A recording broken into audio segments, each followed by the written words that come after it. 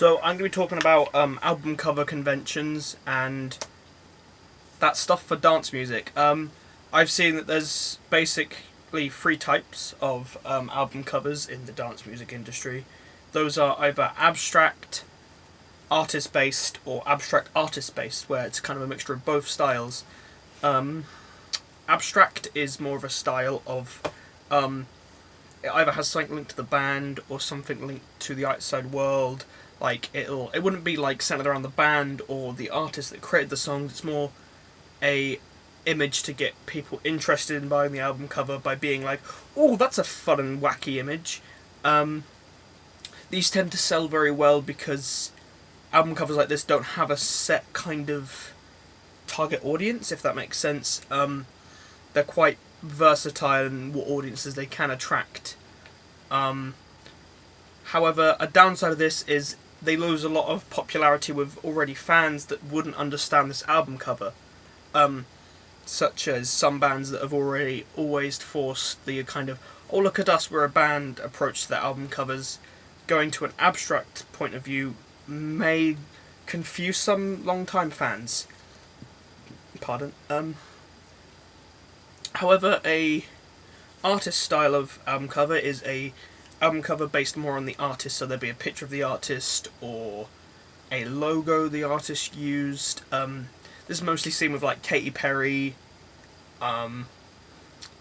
Set It Off, some other big bands that have already made themselves like known throughout the kind of internet and everywhere else. This is better if you kind of want to get like a ideal going, because it kind of sets up a lot of, oh, that's that person I'm listening to music, not, oh, there's a funny picture on the front. Because abstract's a nice way to get into music, like it's a nice way to find a band and like a band, but having a audience that already knows what the artist looks like, then go into more of the artist stuff, kind of has more intertextuality around the artist and the band and all of that. But then you have like abstract artist work, which is kind of a mixture of both abstract and artist work, kind of meshed together in a weird bleh. Because you'll have like pictures where, what was the picture I saw? Then what album was, because it was the artist's face, and they're all covered in black. But the songs were really happy in the album.